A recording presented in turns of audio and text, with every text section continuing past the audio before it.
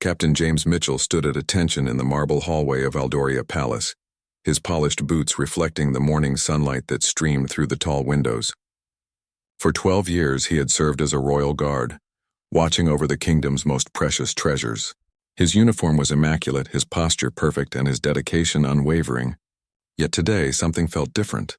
The palace corridors buzzed with their usual morning activity. Servants hurried past carrying silver trays. Courtiers whispered about political matters, and the sound of clicking heels echoed against the ancient stone walls. James had witnessed this same routine countless times, but familiarity had never dulled his alertness. Every shadow, every movement, every unfamiliar face was catalogued in his mind. Prince Alexander, the 8-year-old heir to the throne, was scheduled for his morning lessons in the West Wing. James had been assigned to escort the young prince from his chambers to the library, a task he had performed dozens of times before. The boy was known throughout the palace for his curious nature and kind heart, though James had always maintained the professional distance required of his position. As James approached the prince's chambers, he could hear muffled voices inside. The royal tutor, Mr. Pemberton, was already present, likely preparing for the day's lessons in history and languages. James knocked 3 times on the ornate wooden door, following protocol exactly as he had been trained. "Enter," came a small voice from within. James opened the door to find Prince Alexander sitting at his desk, surrounded by books and papers. The boy's dark hair was neatly combed, and he wore a simple blue jacket, with the royal crest embroidered on the pocket. Despite his young age, there was something remarkably observant about his green eyes, as if he saw things that others missed. "Good morning, Your Highness," James said with a formal bow. "I am here to escort you to your morning lessons." The prince looked up from his books and smiled. "Good morning, Captain Mitchell. I'm almost ready." James had always been impressed by the boy's politeness. Unlike many children of privilege, Prince Alexander never seemed to take the service of others for granted. He said please and thank you, listened when adults spoke, and treated everyone with respect regardless of their station. Mr. Pemberton gathered his materials while Prince Alexander carefully placed his books in a leather satchel. The tutor was an elderly man with wire-rimmed glasses and a kind but serious demeanor. He had been teaching royal children for over 30 years and was respected throughout the kingdom for his wisdom and patience. Today we will be studying the history of diplomatic relations with our neighboring kingdoms, Mr. Pemberton explained to the prince. "It is important that you understand how alliances are formed and maintained." Prince Alexander nodded thoughtfully. "Will we learn about the trade agreements too? I heard Father discussing them with his advisors yesterday." The tutor smiled approvingly. "Indeed we will, Your Highness. Your attention to the matters of state is commendable for someone your age." James observed this exchange with professional detachment, though he couldn't help but notice the prince's genuine interest in learning about his future responsibilities. Many children would find such topics boring, but Prince Alexander seemed to understand that his education was preparation for something much larger than himself. As they prepared to leave the chambers, James noticed that the prince seemed quieter than usual. There was a thoughtfulness in his expression that suggested something was weighing on his young mind. However, James knew better than to pry into royal matters. His job was to protect, not to counsel. The walk to the library took them through some of the palace's most beautiful corridors. Portraits of former kings and queens lined the walls, their painted eyes seeming to watch over the current generation of royalty. Prince Alexander often paused to look at these paintings, and James wondered what thoughts went through the boy's mind when he saw the faces of his ancestors. Today, however, the prince walked without his usual curiosity about the artwork. His steps were measured and quiet, and he kept his gaze focused straight ahead. James maintained his position 2 steps behind and to the right, as protocol demanded, but he found himself more aware than usual of the boy's subdued mood. The library was a magnificent room with shelves that reached from floor to ceiling, filled with thousands of books on every subject imaginable. Large windows provided natural light, and comfortable chairs were arranged near the reading areas. It was here that Prince Alexander would spend the next 3 hours learning about the complexities of governing a kingdom. Pemberton began setting up his materials on a large wooden table, while Prince Alexander took his usual seat. James positioned himself near the door, where he could monitor anyone entering or leaving the room while still keeping the prince in his line of sight. As the lesson began, James allowed his mind to wander slightly, though his alertness never truly diminished. He thought about his own childhood, so different from the privileged life of the young prince. James had grown up in a small village on the outskirts of the kingdom, where his father worked as a blacksmith and his mother tended to their modest home. The decision to join the royal guard had been born from a desire to serve something greater than himself, to be part of protecting the stability and peace of Eldoria. The morning progressed quietly, with Mr. Pemberton's voice providing a steady backdrop of historical facts and political theories. Prince Alexander asked thoughtful questions and took careful notes, displaying the kind of attentiveness that would serve him well as a future ruler. But James noticed that the boy's usual enthusiasm seemed dampened, and he wondered what could be troubling someone so young. Little did he know that before the day was over, this quiet prince would perform a gesture so simple yet so profound that it would change the course of James's life forever. The afternoon sun cast long shadows across the palace gardens as James escorted Prince Alexander back from his lessons. The boy had been unusually quiet during lunch, picking at his food while the kitchen staff worried he might be falling ill. James had noticed the prince's subdued demeanor, but maintained his professional silence, as was expected of him. As they walked through the corridor leading to the prince's chambers, they encountered Mrs. Dorothy Henley, the head of housekeeping, directing two young maids in their cleaning duties. Mrs. Henley was a woman in her 60s who had worked at the palace for over 40 years. She was known for her efficiency and dedication, managing a staff of 30 with remarkable skill. "Good afternoon, Your Highness," Mrs. Henley said with a respectful curtsy. Prince Alexander stopped walking and looked at the elderly woman with those observant green eyes of his. "Mrs. Henley, you look tired today. Are you feeling well?" The question surprised everyone present. James had worked alongside Mrs. Henley for years, and had indeed noticed that she seemed more fatigued than usual lately, but it wasn't his place to comment. The fact that an 8-year-old prince had observed and cared enough to ask touched something deep in James's chest. Mrs. Henley's eyes glistened with unshed tears. "Thank you for asking, Your Highness. I am quite well, just a bit more tired than usual. It's nothing that a good night's rest won't cure." But Prince Alexander didn't seem satisfied with this answer. He studied her face for a moment longer, then reached into his pocket and pulled out something small. Without saying a word, he walked over to Mrs. Henley and gently placed a folded piece of paper in her weathered hands. "This is for you," he said simply. "Please don't read it until you're alone." Mrs. Henley looked down at the paper in confusion, then back at the prince. "Your Highness, I don't understand." "You will," Prince Alexander said with a small smile. "Thank you for everything you do to make our home beautiful." James watched this exchange with growing amazement. In all his years of service, he had rarely seen such spontaneous kindness from any member of the royal family, let alone from a child.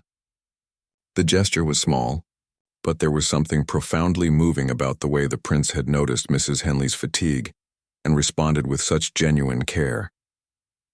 As they continued toward the prince's chambers, James found himself stealing glances at the boy walking beside him.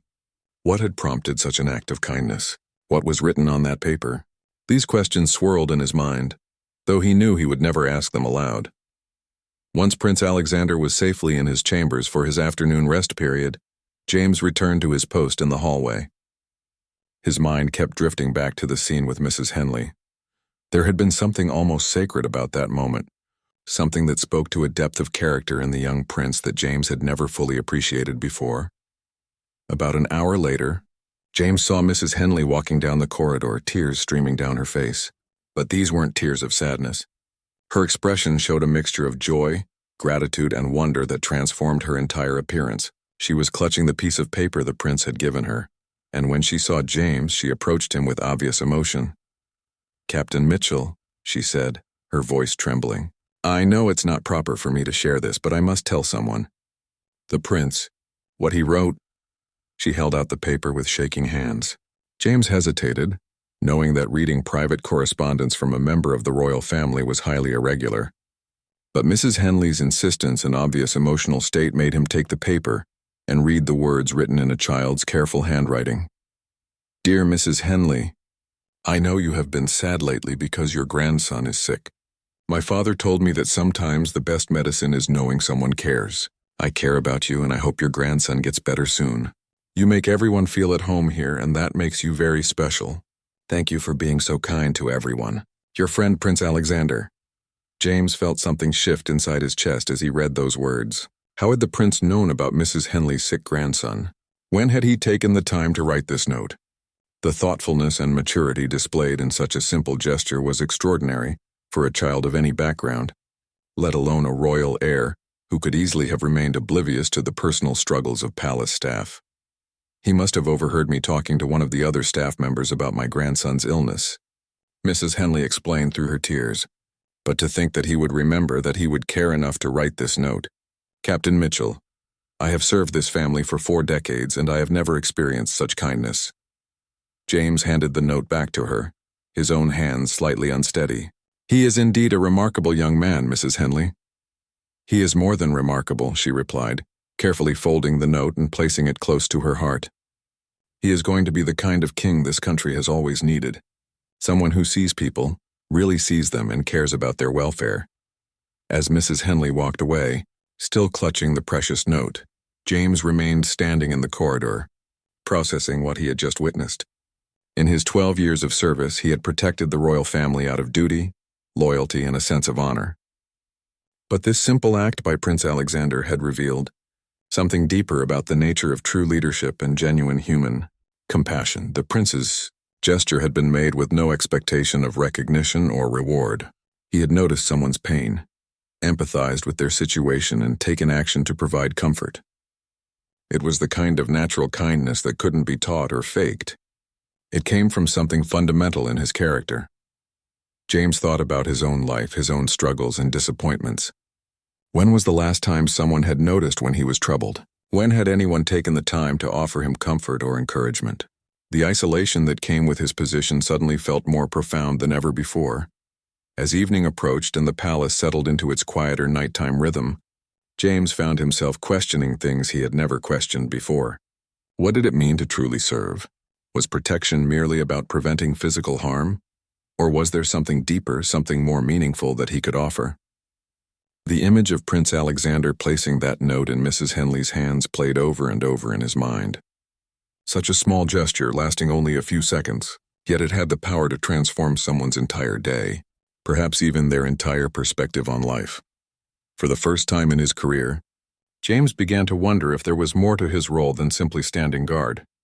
Perhaps there were other ways to serve, other ways to make a meaningful difference in the world. The prince's silent gesture of kindness had planted a seed of doubt about his own path, and James knew that nothing would ever be quite the same again.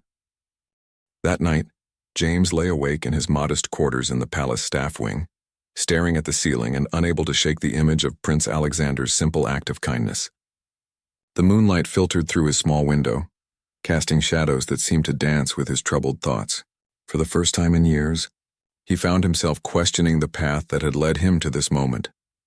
James's journey to becoming a royal guard had begun 25 years earlier in the small village of Millbrook, where his father, Thomas Mitchell, worked as the town's only blacksmith.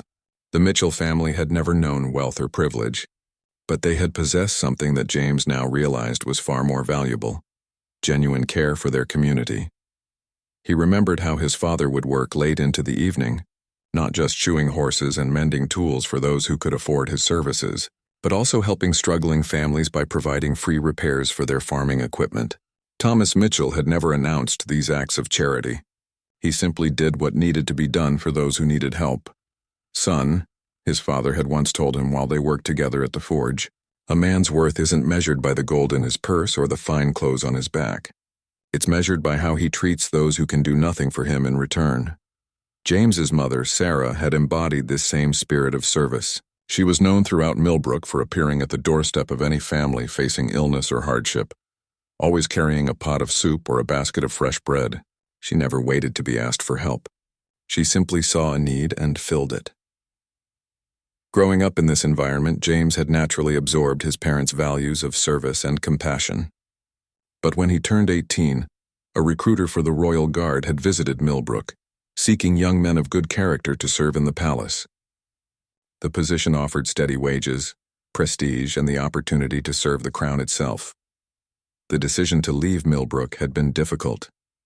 James remembered the pride in his father's eyes when he announced his acceptance into the Royal Guard training program, but also the worry in his mother's face. She had hugged him tightly and whispered, "Don't let the grandness of palace life make you forget who you are, my dear boy." At the time, James had thought he understood what she meant. He believed he would carry his family's values with him wherever he went.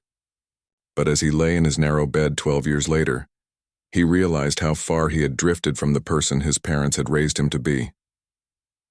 The early years of his service had been challenging but fulfilling.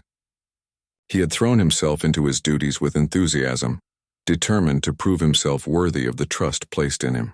He had studied protocol, mastered combat techniques, and learned to anticipate threats before they materialized. His dedication had been noticed by his superiors, leading to promotions and increased responsibilities. But somewhere along the way, James had begun to lose sight of the human element of his service. The royal family had become symbols to protect rather than people to care about. He had learned to maintain emotional distance, to see his charges as valuable assets rather than as individuals with feelings, fears, and dreams. The rigid structure of palace life had reinforced this detachment. Every action was governed by protocol, every interaction defined by hierarchy and tradition.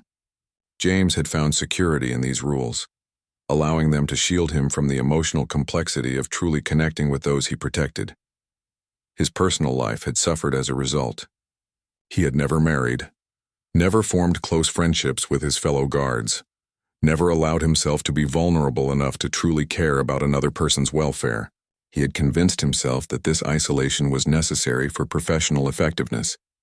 But Prince Alexander's gesture had forced him to confront the emptiness that this approach had created in his life. James thought about Mrs. Henley's tears of gratitude, the way her entire demeanor had transformed after receiving the prince's note. When was the last time he had brought such joy to another person? When had he last taken the initiative to comfort someone who was struggling? The stark contrast between Prince Alexander's natural compassion and his own emotional numbness was painful to acknowledge. An 8-year-old child had displayed more genuine human warmth in a single gesture than James had shown in years of service. The prince had seen Mrs. Henley as a person deserving of care and concern, while James had simply catalogued her as part of the palace's operational structure. This realization led James to examine other moments he had witnessed, but failed to fully appreciate.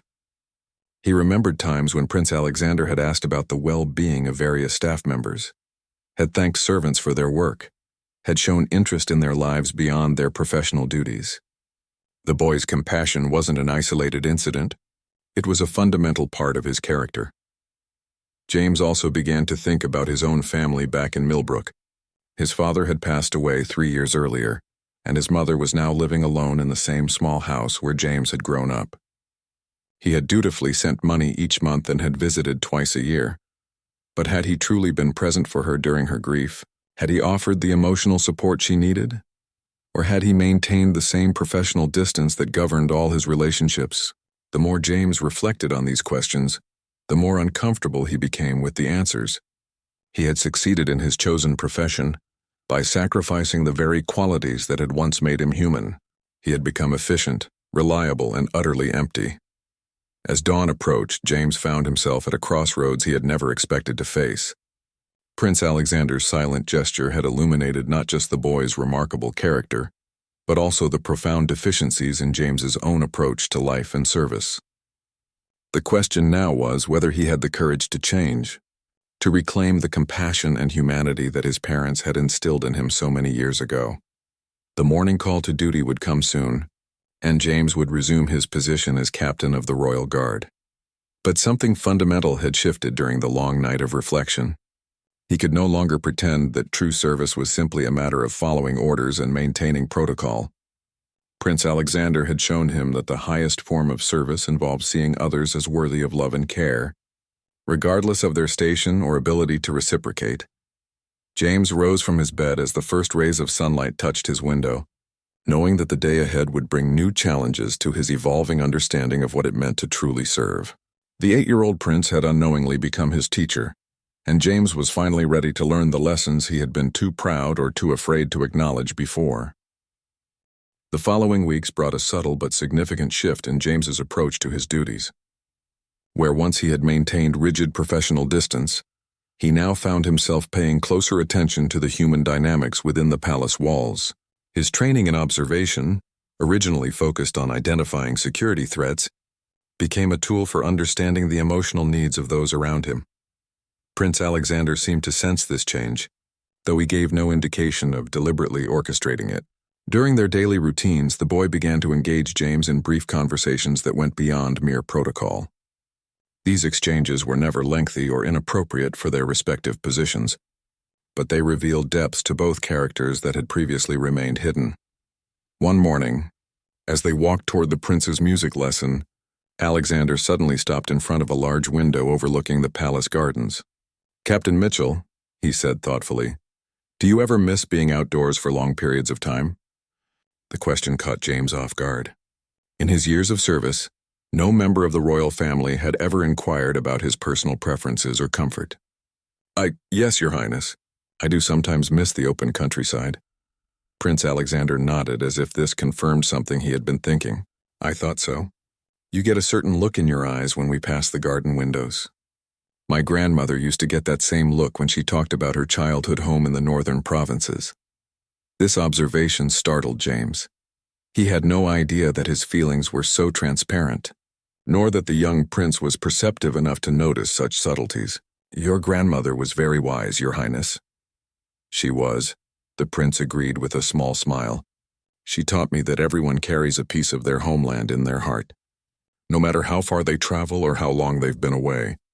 As they resumed walking, James found himself genuinely moved by the boy's insight. Prince Alexander had not only noticed his longing for the countryside but had understood it within the context of universal human experience. This level of emotional intelligence in a child was remarkable, and it made James wonder what other wisdom the prince might possess.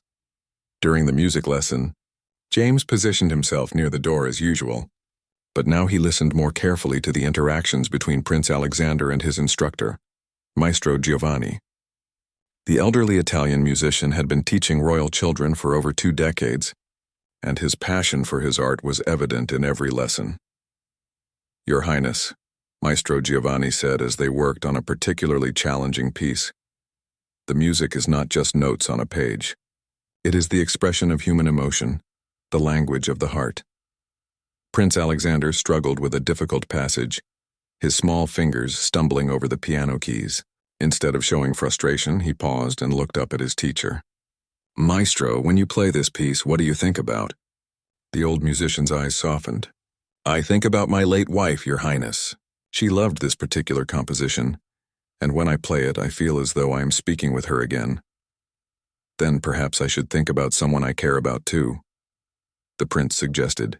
"Would that help me play it better?" "Indeed it would, young prince. Music played with genuine emotion always sounds more beautiful than music played with technique alone."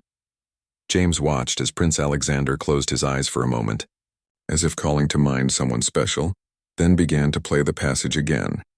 This time, despite the technical imperfections, there was something genuinely moving about the sound. The boy had somehow infused the notes with feeling, creating music that touched the heart rather than merely satisfying the ear. This interaction reinforced James's growing understanding of the prince's exceptional character. The boy didn't just learn facts or master skills. He sought to understand the human meaning behind everything he studied. Whether in history lessons, diplomatic protocols, or music instruction, Prince Alexander consistently looked for ways to connect knowledge with compassion. Later that afternoon, James witnessed another example of the prince's remarkable empathy.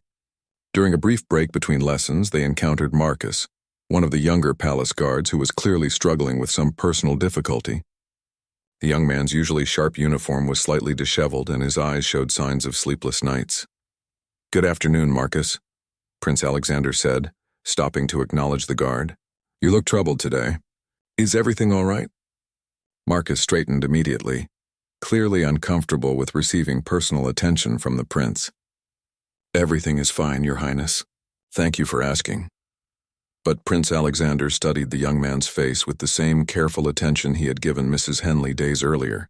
"Marcus, my father once told me that sometimes sharing a burden makes it lighter. If there's anything I can do to help, please let me know."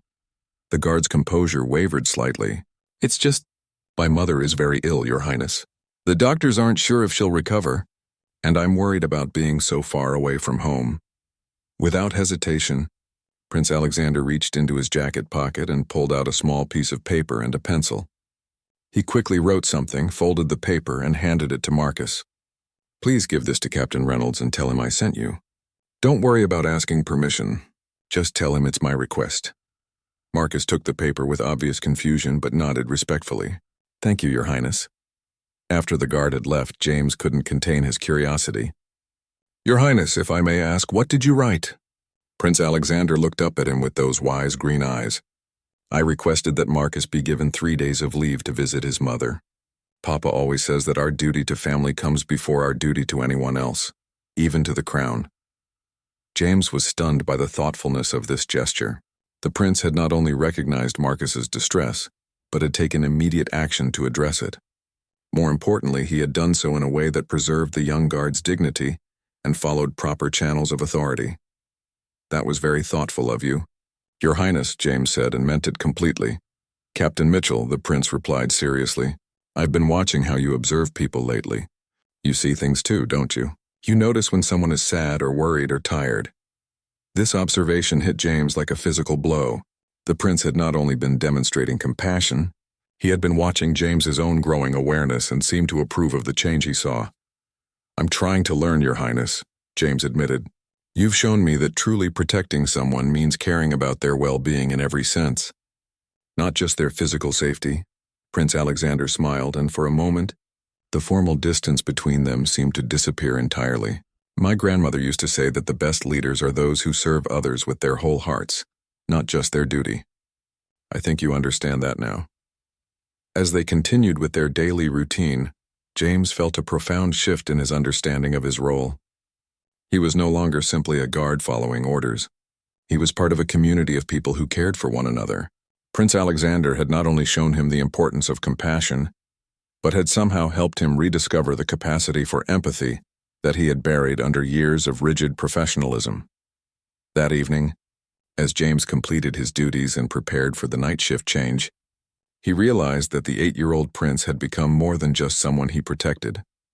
Through his example and gentle guidance, Prince Alexander had become the catalyst for James's transformation. From a dutiful soldier into a truly caring human being, the question now was whether James would have the courage to act on this newfound understanding, and what changes this transformation might bring to his life and his service to the crown. The letter arrived on a cold Tuesday morning in late November, delivered by special courier from Millbrook. James recognized his neighbor's handwriting immediately, and his heart sank as he read the carefully written words that would forever alter the course of his life. "Dear James," the letter began, "I hope this finds you well and in good health. I am writing with heavy heart to inform you about your dear mother, Sarah. She has taken gravely ill with pneumonia and has been asking for you repeatedly. The doctor says her condition is very serious and she may not have much time left. She speaks of you constantly and says she has important things to tell you before she passes. Please come home if you can. Your loving neighbor, Mrs. Elizabeth Heartwell." James read the letter 3 times, each reading making the reality more painful. His mother, the woman who had taught him about compassion and service to others, was dying alone while he stood guard in a palace hundreds of miles away.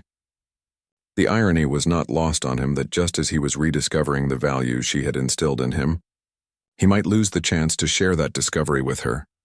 His hands trembled as he folded the letter and placed it in his uniform pocket. Protocol demanded that he request leave through the proper channels, which could take days or even weeks to process. By then it might be too late. The conflict between his duty to the crown and his duty to his family created a pain in his chest that made it difficult to breathe. That morning, as he escorted Prince Alexander to his lessons, James struggled to maintain his professional composure. The prince, with his remarkable intuition, immediately sensed that something was wrong. "Captain Mitchell," the boy said as they walked through the portrait gallery, "you seem very troubled today. Has something happened?" James hesitated, unsure whether it was appropriate to burden the young prince with his personal concerns. But the genuine care in Alexander's voice broke through his professional restraint. "I received word that my mother is very ill, Your Highness. She may be dying, and I cannot be with her." Prince Alexander stopped walking and turned to face James directly. For a moment, the 8-year-old boy's expression held the gravity of someone much older. "Why can't you be with her?"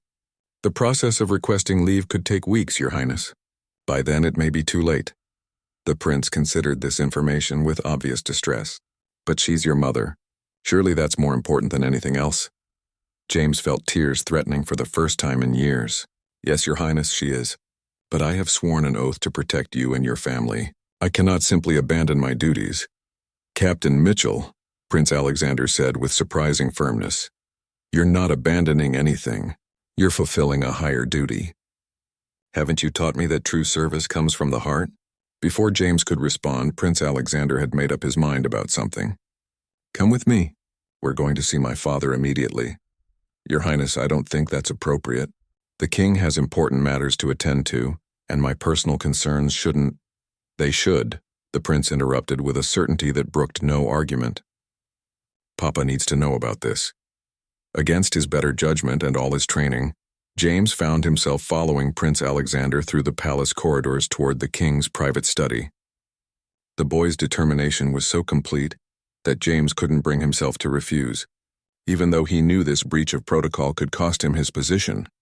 King William of Aldoria was a man in his early 40s, known for his fair judgment and genuine concern for his subjects. When Prince Alexander knocked on his study door and requested an immediate audience, the king set aside his papers without hesitation. "Father," Prince Alexander began without preamble, "Captain Mitchell has served our family with complete dedication for 12 years. His mother is dying, and he needs to be with her now."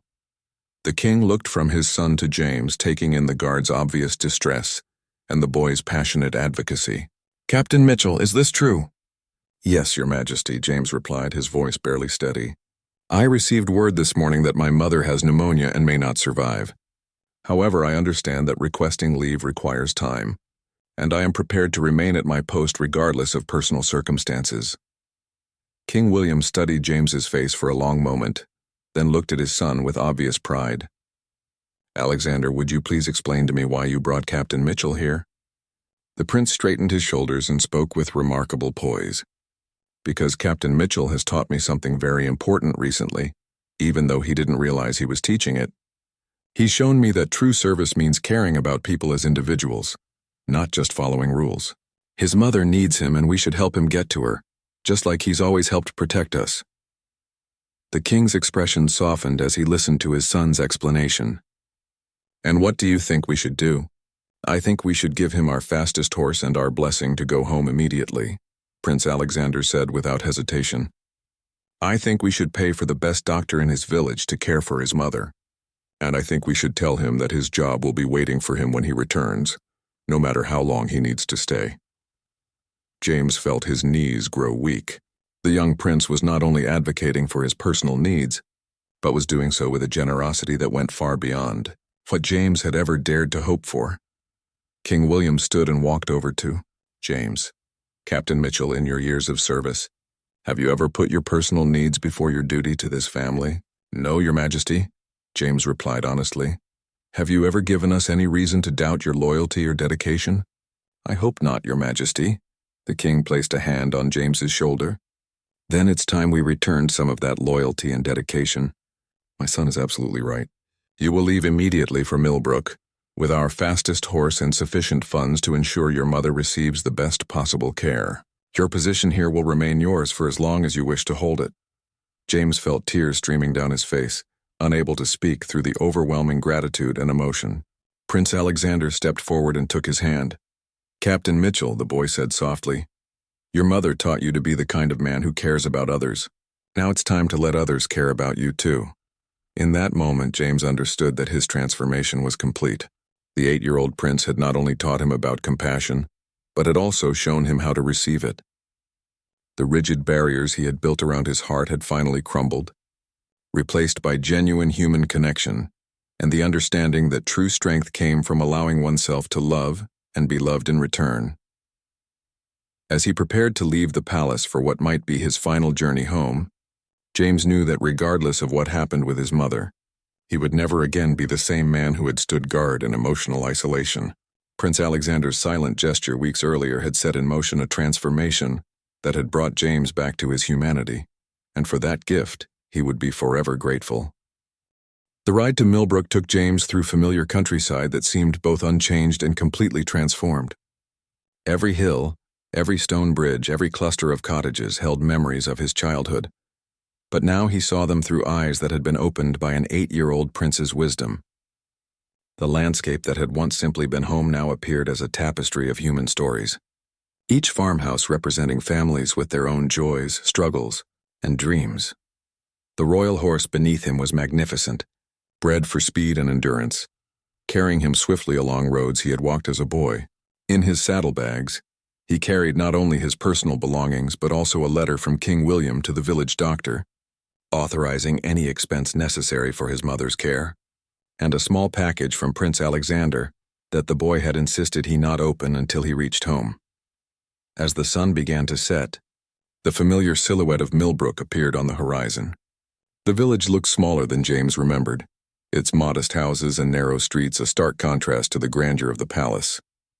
But there was something comforting about its simplicity, something that spoke to a part of his soul that had been dormant for too long. Mrs. Hartwell met him at the village edge, her worried expression immediately telling him everything he needed to know about his mother's condition. "Oh, James," she said, tears in her eyes, "thank goodness you've come. She's been asking for you constantly. The fever broke yesterday, but she's very weak." Dr. Pemberton, the village physician, greeted James at his mother's cottage with a mixture of hope and caution. "Your mother is a fighter, James. The pneumonia was severe, but she seems to be rallying. I believe seeing you will be the best medicine she could receive." James entered the small cottage where he had grown up, his heart breaking at how frail his mother looked in the bed that had once seemed so large to his child's eyes. Sarah Mitchell's hair had turned completely gray in the years since his last visit, and her face showed the lines of age and recent illness. But when she opened her eyes and saw her son, her entire countenance transformed with joy. "My dear boy," she whispered, reaching out a trembling hand. "You came home?" James knelt beside the bed and took her hand in both of his, feeling how thin and delicate it had become. "Of course I came home, Mother. I'm sorry it took so long." Sarah studied his face with the same perceptive eyes he remembered from childhood. "Something has changed in you, James. I can see it in your expression. You look softer somehow, more like the boy I raised." Through tears, James told his mother about Prince Alexander, about the silent gesture that had changed everything, about the rediscovery of the compassion she had taught him so many years ago. He spoke of Mrs. Henley's tears of gratitude, of Marcus being granted leave to visit his own sick mother, of the young prince's remarkable ability to see and respond to human need. "This child sounds extraordinary," Sarah said, her voice growing stronger as she listened. "It takes great wisdom to recognize kindness and even greater courage to act upon it." "He reminded me of you, Mother," James admitted. "The way you always saw when someone needed help. The way you never hesitated to offer comfort or support. I had forgotten those lessons, but he helped me remember." Sarah smiled, and for a moment James saw glimpses of the vibrant woman who had raised him. "Then he has given you the greatest gift possible. He's helped you find your way back to yourself."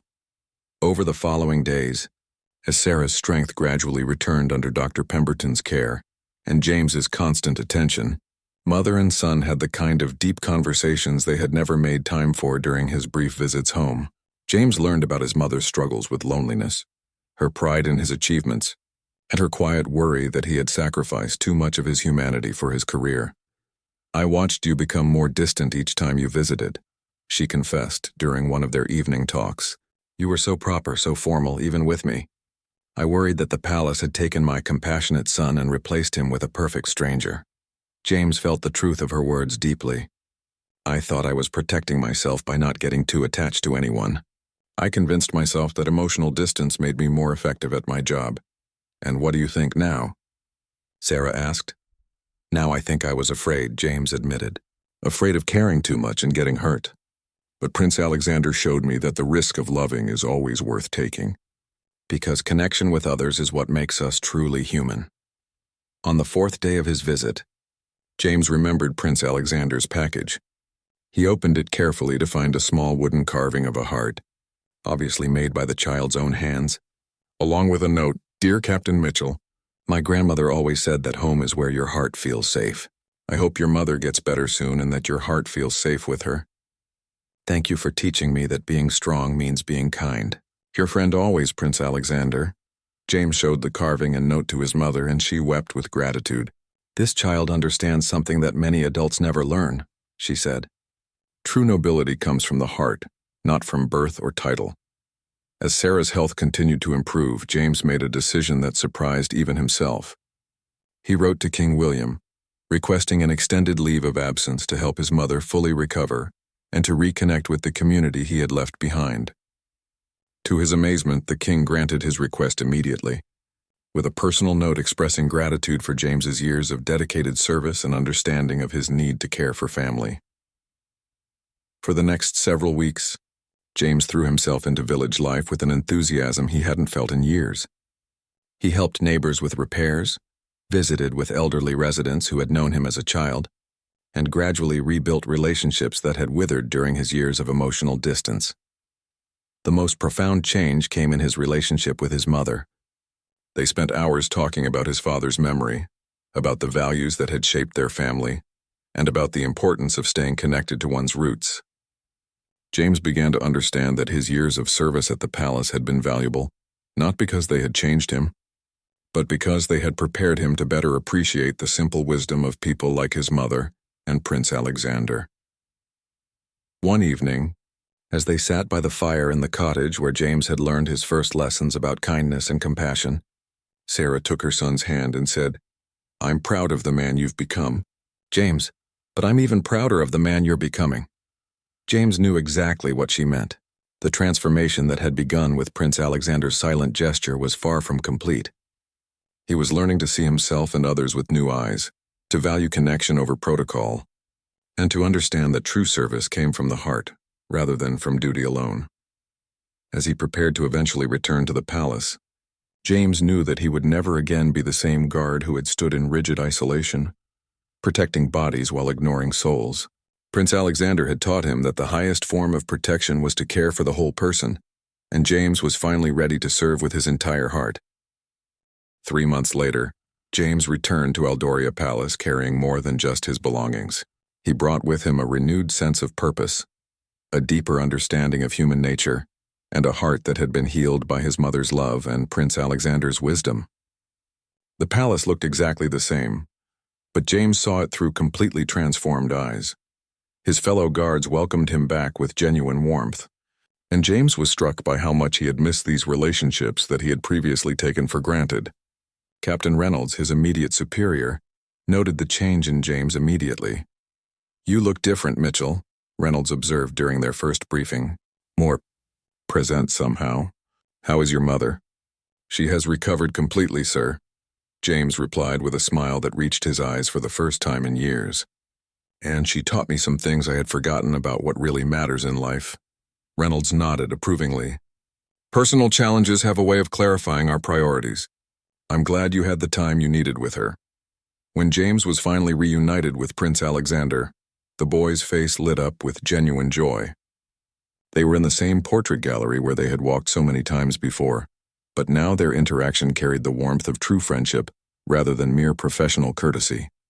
"Captain Mitchell," Prince Alexander exclaimed, abandoning royal protocol entirely as he rushed to embrace the man who had become so much more than just a guard. "I missed you terribly. How is your mother? Did she like the carving I sent?" James knelt down to the prince's level, something he had never done before his transformation. "She loved it, Your Highness. In fact, she keeps it on her bedside table and says it reminds her daily that there are still truly good people in the world." Prince Alexander beamed with pleasure. "I'm so glad she's better. I prayed for her every night while you were away." This simple statement moved James deeply. The young prince had not only remembered his mother's illness, but had actively cared enough to include her in his prayers. It was yet another example of the extraordinary compassion that made Prince Alexander so special. "Your Highness," James said seriously, "I want you to know that your kindness changed my life. That note you gave Mrs. Henley, the way you helped me get leave to see my mother, the carving you made for her. All of these things taught me what it truly means to serve others with love rather than just duty." Prince Alexander considered this thoughtfully. "I think you already knew how to be kind, Captain Mitchell. You just forgot for a while." Sometimes we all need reminders about what's really important. In the weeks that followed, James's transformed approach to his duties became evident to everyone around him. He still maintained the highest standards of professional competence, but now his service was infused with genuine care for the well-being of those he protected. He began to notice things he had previously overlooked. When young servants seemed homesick, when older staff members were struggling with physical demands, when his fellow guards were dealing with personal difficulties. Most importantly, he found ways to help without overstepping his position or making others feel uncomfortable. James organized informal gatherings for the palace staff, creating opportunities for people to connect and support one another. He started a program to help guards maintain contact with their families back home, understanding now how important those connections were. He even convinced the administration to establish a small fund to help staff members dealing with family emergencies. Mrs. Henley, who had never forgotten Prince Alexander's kindness, became one of James's strongest supporters in these initiatives. "You've become a different man, Captain Mitchell," she told him one day. "You've learned to lead with your heart as well as your head." Prince Alexander watched these changes with obvious satisfaction. During their daily walks through the palace, he would often comment on James's new approach to leadership and service. "You're teaching others the same lessons you taught me," the prince observed one morning. "You're showing them that being strong doesn't mean being distant." James realized that Prince Alexander was right. By example rather than instruction, he was helping other guards and staff members discover the same truth that had transformed his own life. That genuine care for others enhanced rather than diminished professional effectiveness. The most significant test of James's transformation came when a new young guard, Thomas, joined the palace staff. The boy was barely 18, obviously homesick and struggling with the transition from rural village life to palace service. James recognized his younger self in Thomas's uncertain demeanor and made a conscious decision to offer the guidance he had never received. "It's difficult at first," James told Thomas during a quiet moment between duties. "You feel like you have to choose between maintaining professional standards and staying connected to who you really are. But you don't have to make that choice." Over the following months, James mentored Thomas with patience and understanding, helping him navigate the complexities of palace life while maintaining his essential humanity. He shared stories about his own journey, about the lessons he had learned from Prince Alexander, and about the importance of serving with both competence and compassion. Prince Alexander watched this mentoring relationship develop with obvious approval. One day, he pulled James aside for a private conversation. "Captain Mitchell," the prince said with the serious expression he wore when discussing important matters, "I've been thinking about something my father told me. He said that the greatest leaders are those who create other leaders. You're doing that with Thomas and the other guards." James felt a surge of pride, not in himself, but in the young prince who continued to astound everyone with his wisdom and insight. "Your Highness, everything I've learned about true leadership came from watching you. You showed me that the strongest people are those who use their strength to lift others up." As the seasons changed and James settled into his new way of being, he often reflected on the journey that had brought him to this point. A simple gesture from an 8-year-old prince, a folded note, given to a tired housekeeper, had initiated a transformation that had touched countless lives. Mrs. Henley still carried that original note with her, now worn soft from handling. Marcus had been able to spend precious final days with his mother before she passed away. Thomas was growing into a confident and caring guard under James's guidance. The entire palace staff had benefited from the culture of mutual support that James had helped create. Most importantly, James had learned that true service was not about perfect execution of duties, but about perfect attention to the humanity of those around him. Prince Alexander had taught him that the highest form of protection was not just guarding against physical threats, but also guarding against the loneliness, despair, and isolation that could damage people's spirits. On quiet evenings, when his duties were complete, James would often visit his mother in Millbrook. Their relationship had been completely restored, built now on mutual respect and deep affection. Sarah Mitchell would listen to her son's stories about palace life with obvious pride, not just in his professional achievements but in his growth as a human being. "That little prince of yours," she would often say, "sounds like he was sent by heaven to remind you of what I tried to teach you as a child." James always agreed with this assessment. Prince Alexander's silent gesture had been more than an act of kindness. It had been a catalyst for transformation that had rippled outward to touch many lives. The boy had unknowingly become a teacher of the highest order, demonstrating that true nobility came not from birth or position, but from the courage to care deeply about others. As James looked toward the future, he knew that his service to the royal family would continue for many years to come, but now it would be service rooted in love rather than mere duty, guided by compassion rather than protocol alone. Prince Alexander had shown him that the greatest protection anyone could offer was the protection of human dignity and the nurturing of human connection. The silent gesture of a young prince had changed everything, proving that sometimes the smallest acts of kindness can transform not just individual lives but entire communities. And James would spend the rest of his life honoring that lesson by serving others with the same generous heart that Prince Alexander had shown him was possible.